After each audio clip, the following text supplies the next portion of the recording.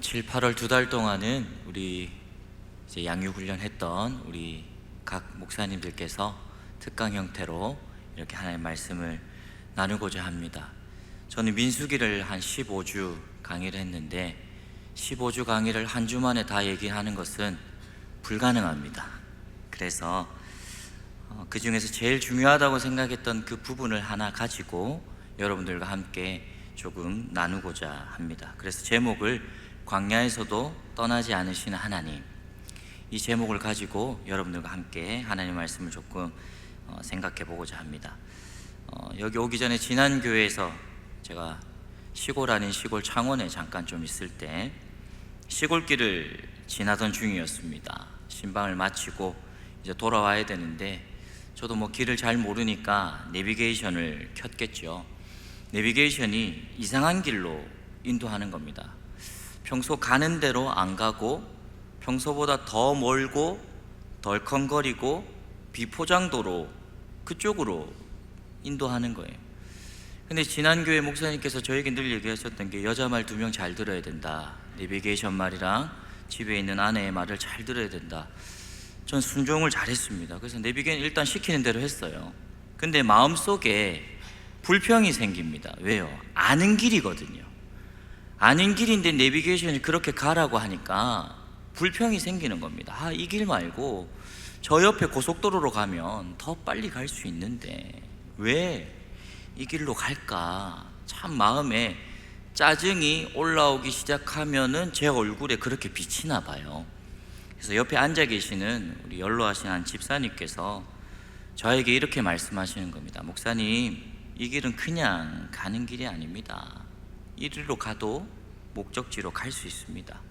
이 길을 가다 보면요, 논밭 옆에 올해 첫 수확한 과일들이 참 많이 나와 있고요, 우리가 늘 자주 가던 그 강 옆에 기도처에도 이 길로만 해야 갈 수 있습니다. 아는 사람은 이 길로만 갑니다. 그렇게 저에게 얘기해 주시는 겁니다.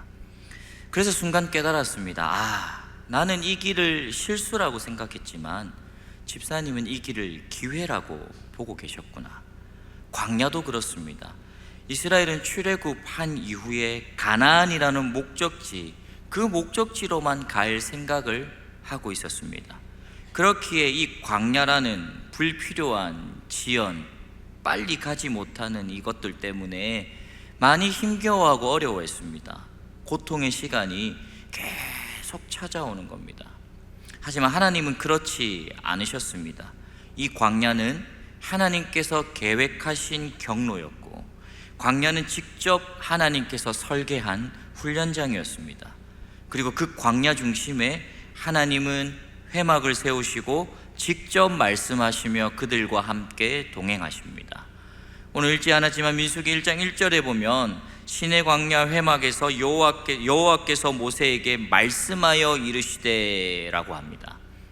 우리는 그 광야 속에서 하나님께서 우리와 함께 하시고 하나님이 우리에게 무엇을 하고 계시고 지금도 우리에게 어떤 방식으로 역사하시는 분인지를 보게 될 것입니다. 여러분 기억하시기를 바랍니다. 하나님은 실수가 없습니다. 광야도 연기도 조금 지연도 모두가 하나님 목적 안에 있는 여정이었습니다. 오늘 이 시간 이 하나님의 말씀을 기억하며 나아가는 저와 여러분 되시기를 주님의 이름으로 축복합니다. 이 시간 첫 번째로 생각해 볼 것은 하나님은 광야에서도 임재한다는 사실입니다. 광야 한복판에 하나님께서 회막이라는 것을 세우시고 그들과 함께 하십니다. 여러분 전쟁사에서 아주 중요한 요소가 하나 있는데 그것은 바로 사령부, 지휘부가 어디 있느냐, 이게 중요합니다. 지휘관이 저기 후방 제일 뒤에서 명령만 내리고 있으면 사실은 그 전쟁은 실패할 확률이 높습니다. 하지만 최전선에서 본부를 두는 그 지휘관을 따라서 병사들은 싸우는 와중에서도 우리 사령관이, 우리 장군이 나와 함께 있다, 그러니 우리 열심히 싸워보자 라는 확신이 들고 그 전쟁에서 이길 확률이 더 높아진다고 합니다. 근데 여러분 지금 하나님께서요 이스라엘과 어디에 함께하고 계십니까? 하나님께서 지금 어디에 이스라엘과 계시고 있습니까? 이스라엘 백성들에게 멀리 떨어져 있습니까? 아니면 가까이 계십니까? 아까 읽었던 1장 1절에 여호와께서 시내 광야 회막에서 모세에게 말씀하여 이르시되 라고 했습니다. 이스라엘의 광야 여정은요, 단순히 떠돌이 인생 그것이 아니었습니다. 하나님은 그들 가운데 특별히 광야 한가운데 중심에 회막을 세우시고 그들과 함께 하셨습니다. 중요한 것은 바로 이것입니다. 하나님께서 회막, 성막을 지으시는데 그 성막을 후방에 아니면 맨 앞에 그렇게 두는 것이 아니라 그 공동체 중심 제일 정중앙에 회막을 두셨습니다. 그리고는 그 회막의 문을 이스라엘이 살아야 했던 그 텐트의 문을 다 회막 쪽으로 내게 했습니다. 그 말인 뜻은 뭡니까? 매일 아침에 눈을 뜨고 문을 열고 나가면 뭐가 보이는 거예요? 회막이 보이는 거예요. 집에 들어가기 전에 항상 뭘 보고 들어가야 됩니까? 회막을 보고 가야 됩니다. 이 말은 무슨 말입니까? 어디로 가야 할지 모르는 흔들리는 시기, 불확실성 때문에 위험이 가득한 그 광야 한복판에서도 하나님은 지금 이스라엘에 어디 계시는 겁니까? 중심에 계십니다. 그래서 우리에게 알려주시는 겁니다. 나는 너와 함께 한단다. 나는 너를 지켜주는 능력의 하나님이다. 나는 너와 함께하며 이 모든 것들을 다스리는 전능하신 하나님이다. 우리에게 알려주고 있습니다. 회막은 단지 그때의 종교 건축물이 아니었습니다. 회막은 하나님께서 우리와 함께한다는 거주, 나와 같은 집에서 살아가고 있다라는 선언입니다. 우리의 임재의 상징입니다. 광야에서도 천막 밖에서 그냥 우리의 모습을 지켜보는 것이 아니라 저 멀리서 자라고 있나 감시하는 것이 아니라 백성들과 같은 공간, 같은 상황, 같은 형편에서 우리와 함께 계시는 하나님이십니다. 이거를 조금 어려운 말로 얘기하면 바로 임마누엘입니다. 임마누엘이 무엇입니까? 하나님이 우리와 함께 계시다. 이 흐름이 성경 전체를 관통하고 있습니다. 출애굽할 때 하나님은 멀리 계셨습니까? 아닙니다. 이스라엘과 함께 계셨습니다. 그들과 동행하여 그들을 애굽 땅에서 탈출시키신 하나님입니다. 그러면 그 하나님이 멀리 가셨느냐? 아닙니다. 민수기에서는 하나님이 그 백성들 한가운데 계십니다. 그리고 그 불확실한 광야 인생 가운데서 하나님께서 그들을 지켜주시고 인도해 주시는 모든 방편들을 다 베풀어 주십니다.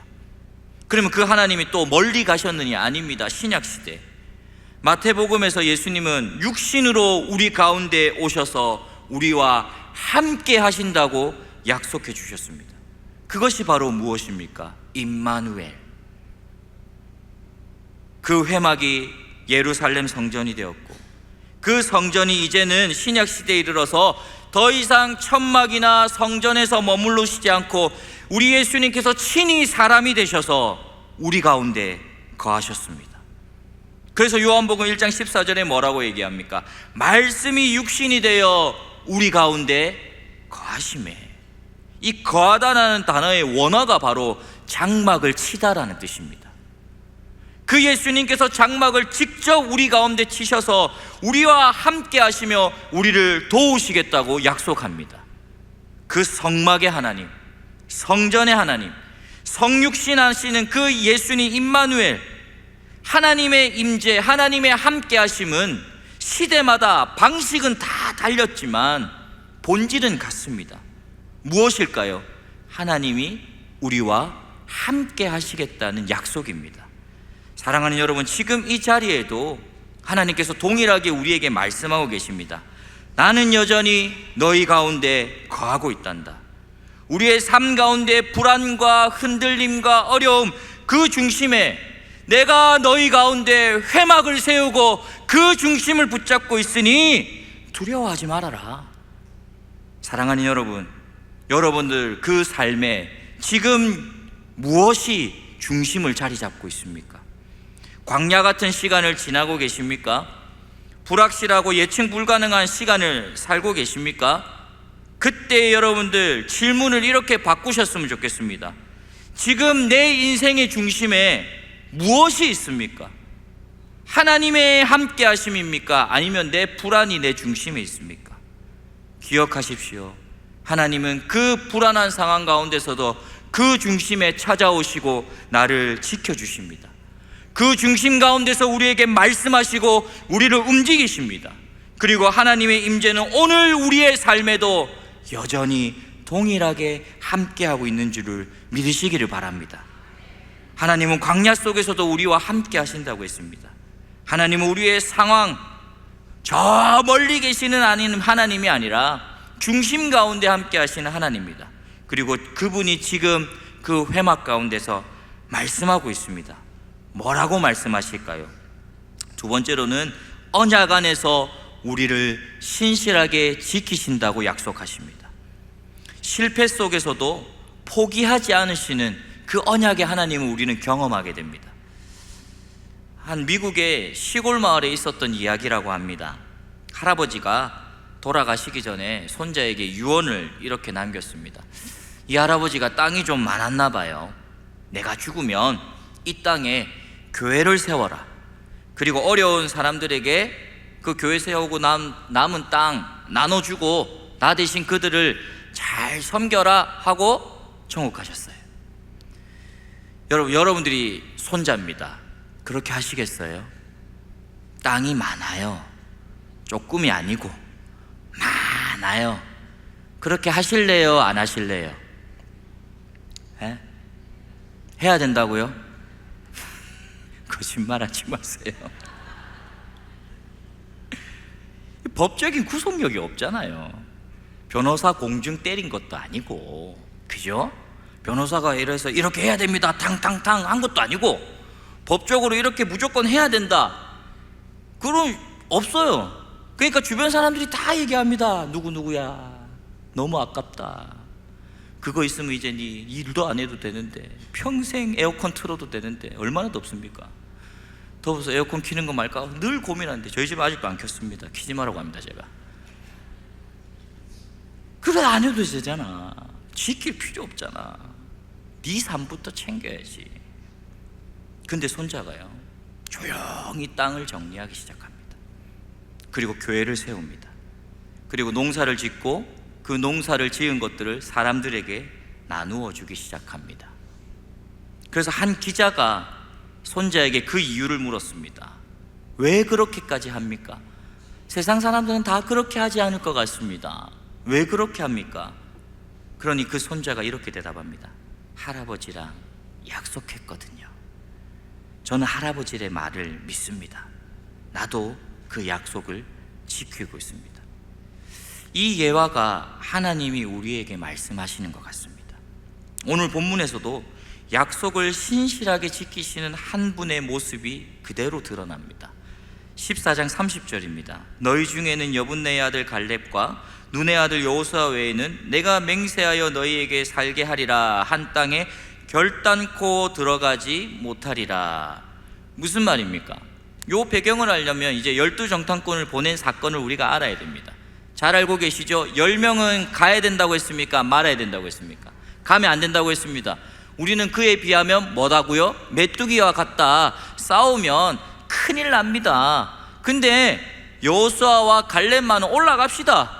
하나님이 우리와 함께 계시니 우리는 그 싸움에서 이길 수 있습니다. 근데 여러분, 이게요 이스라엘 백성들이 바보 천치라고 생각하시면 안 됩니다. 10명의 말과 2명의 말을 할 때 여러분 어디 말에 더 끌리겠습니까? 10명의 말에 끌리는 것은 당연한 겁니다. 우리는 성경에 다 읽어보니까 아유 저 바보 같은 것들, 약속을 믿고 갔으면 그냥 잘 얻었을 건데 왜 그 약속을 못 믿었을까? 여러분들이 실제로 그 상황이 되면 우리 모두가 10명 따라갔을 겁니다. 그래서 어떻게 됐습니까? 광야 40년이 선포가 되었죠. 근데 여러분 이 사건만 딱 보면, 인간적으로만 보면 이 약속은 다 파기된 것처럼 보입니다. 다 끊어진 것처럼 보여요. 40년이라는 세월을 그 땅 가운데, 광야 가운데 살아야 된다? 다 끊어진 것처럼 보입니다. 하나님께서 분노하시고 백성들에게 죽음을 선언하시고 가나안 입성은 무기한 연기되었습니다. 40년 동안 이제는 가나안 땅에 아무도 못 들어간다고 얘기합니다. 그런데 놀랍게도요, 그 약속이 다 끊어진 것처럼 보이지만 하나님께서 그 다음 절에 뭐라고 약속하십니까? 근데 너희 자녀들은 들어가게 하겠다. 아유, 목사님 다행이네요. 그럼 우리 자식들은 들어가도 되니까. 여러분, 이것은 그렇게만 보면 안 됩니다. 왜 자녀들은 들어갈 수 있었을까요? 뭐가 잘난 게 있어서요? 뭐가 예뻐서요? 아닙니다. 이유는 단 하나입니다. 하나님께서 약속하셨기 때문입니다.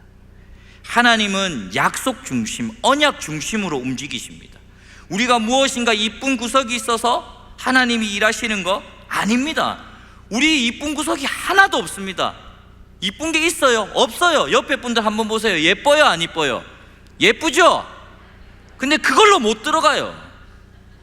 그걸로는 천국에 갈 수 없어요. 이스라엘 백성들이 가나안 땅에 들어갈 수 있었던 이유는요, 그들이 준비되었기 때문이 아닙니다. 그들에게 믿음이 있어서도 아닙니다. 민수기 다 읽어보십시오. 출애굽기부터 다 읽어보십시오. 이들에게 믿음이라는 구석이 하나라도 있었는지 없습니다.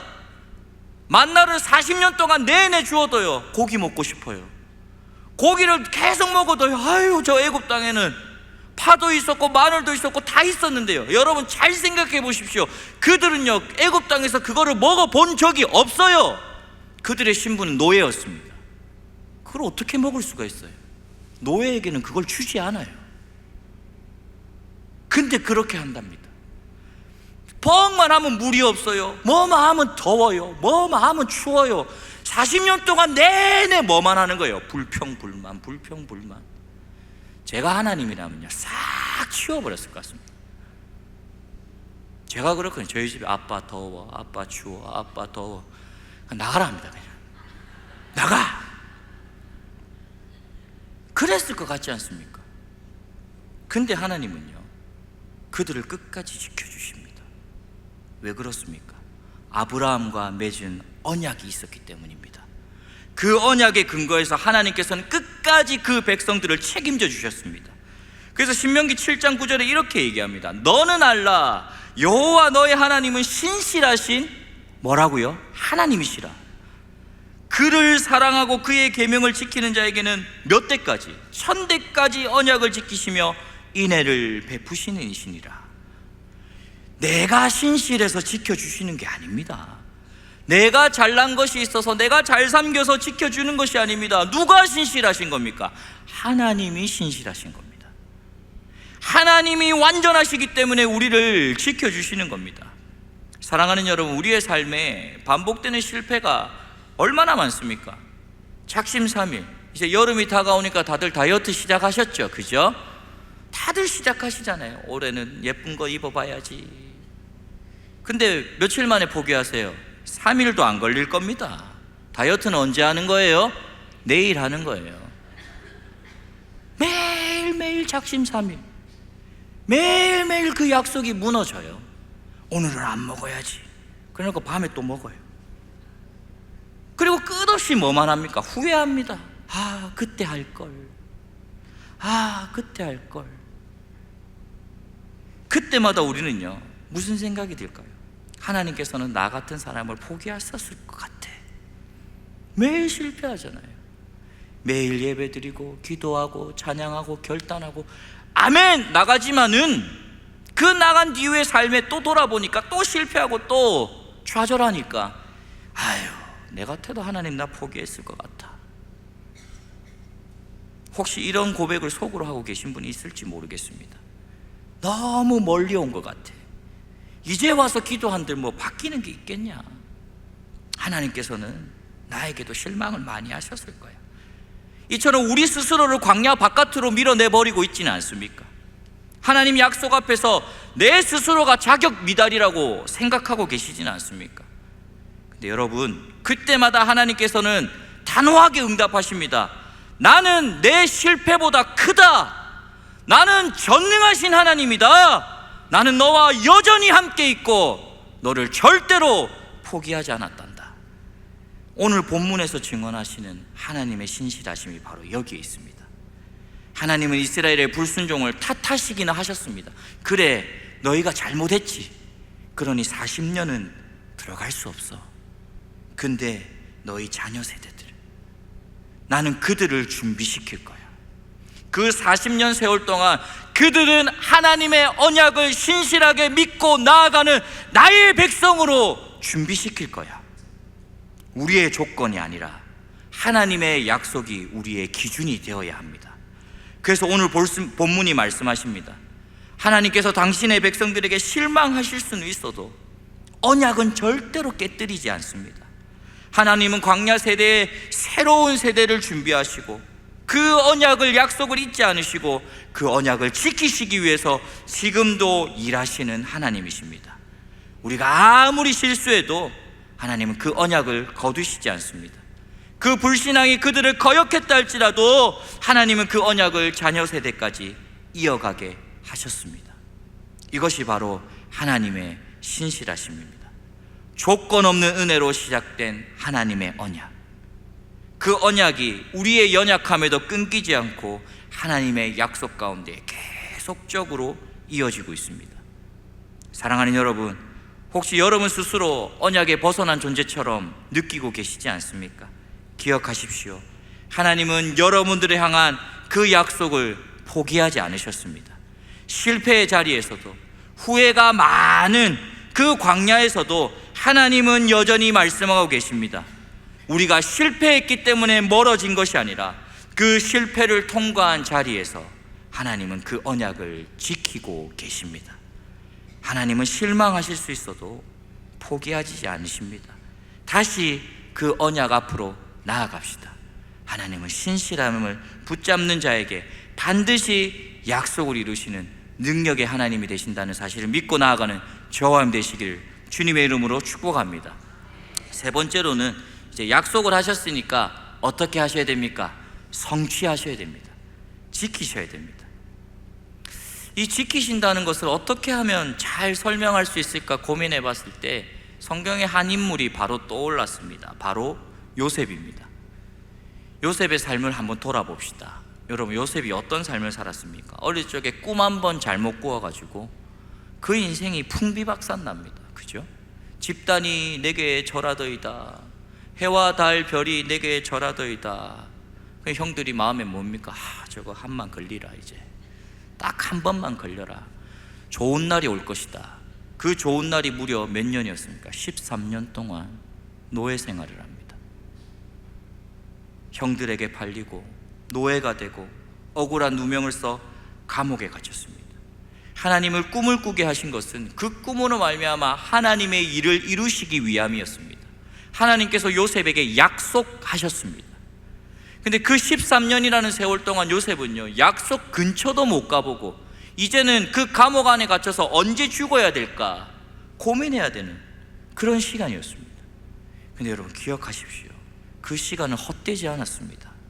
하나님께서는 그 시간을 견디고 낸 요셉에게 애굽의 총리가 되게 하시고 그의 가족들을 구원하시고 이제는 대가족이 되어서 민족이 되어서 가나안 땅을 얻게 하려 하기 위한 발걸음을 내딛게 하셨습니다.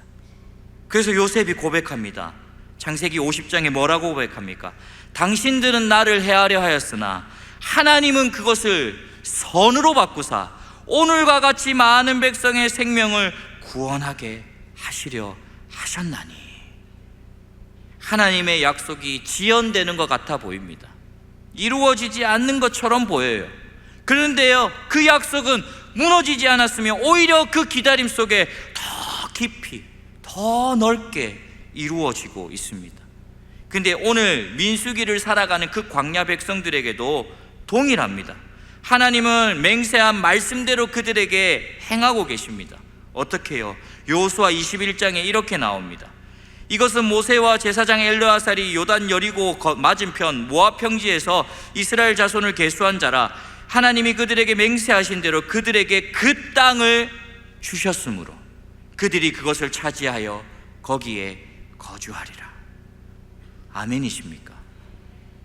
40년 동안, 430년 동안 뺑뺑 돌고 포로로, 노예로 고통받았던 그 인생들이 그 땅에 거주하였더라.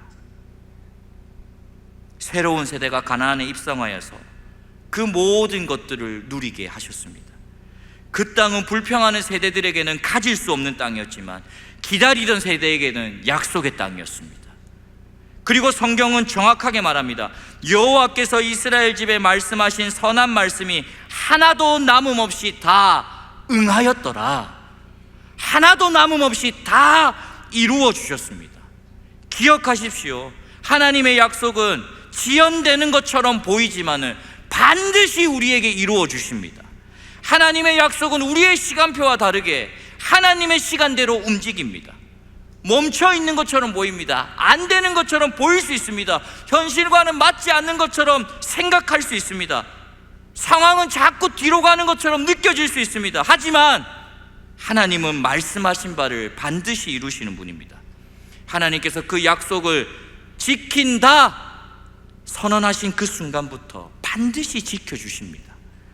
그래서 베드로후서에 베드로 사도가 이렇게 고백하지요. 주의 약속은 어떤 이들에게는 더디다고 생각하시는 것 같이 더딘 것이 아니요 오직 너희에 대하여 오래 참으사. 하나님의 약속은 실패가 아니라 인내로 기다림으로 이루어지는 것입니다. 그래서 우리는 질문할 수 있습니다. 나는 지금 그 하나님의 시간 안에서 살고 있느냐? 나는 지금 그 하나님의 약속 가운데, 그 시간 가운데서 같이 일하고 있느냐? 사랑하는 여러분, 지금 삶 속에서 하나님께서 하셨던 약속이 멀게만 느껴지고 계십니까? 현실과는 그 약속이 반대로 흘러가는 것처럼 보이십니까? 기억하십시오. 하나님은 약속하실 뿐 아니라 성취하시는 분입니다. 광야의 시간이 길면 길수록 하나님은 그 약속을 더욱더 세밀하게 이루고 계십니다. 그리고 결국 하나도 빠짐없이 이루어 주실 줄로 믿습니다. 말씀을 마무리하겠습니다. 하나님의 임재와 그 언약은 오늘도 우리 가운데 이루어집니다. 하나님은 광야 가운데서도 우리 가운데 임재하시는 하나님입니다. 회막을 그 중심에 두셨던 것처럼 지금도 하나님은 우리의 인생의 중심 가운데 거하기를 원하십니다. 하나님은 우리가 실패해도 언약을 거두지 않으시는 분입니다. 불순종할 때도 다음 세대를 준비하셨고 그 언약을 신실하게 이어가셨습니다. 그리고 마침내 하나도 빠짐없이 이루어 주셨습니다. 하나님이 지금 이 자리에도 살아서 역사하고 계십니다. 혹시 인생의 광야 가운데 오래된 기도와 기다림 속에서 혹시 힘겨워하고 계십니까? 그때 하나님께서 우리에게 말씀하십니다. 나는 지금도 너 가운데 있단다. 너와 맺은 그 언약 너는 잊었지 모르겠지만 나는 잊지 않고 있단다. 그리고 그 언약 약속을 반드시 이루어 주겠다. 이 하나님 앞에 우리의 마음의 중심을 드리고 다시 하나님과 함께 하심을 구하며 그 약속을 신뢰하며 믿음의 순종의 길로 걸어가는 저와 여러분 되시기를 주님의 이름으로 축복합니다. 이제 우리가 응답할 차례입니다. 멀어졌던 기도의 자리를 회복하시기를 바랍니다. 한동안 놓았던 말씀의 묵상의 자리를 다시 펴시기를 바랍니다. 끝났다고 생각했던 그 약속을 다시 붙잡고 순종의 길로 걸어가시기를 바랍니다. 그러면 그 믿음의 여정을 누가 지켜주실까요? 하나님께서 지켜주십니다. 그 신실하신 하나님, 기다림 속에서도 일하시는 하나님, 결코 약속을 잊지 않으시는 하나님이 우리와 함께 하십니다. 하나님이 반드시 이루어 주십니다.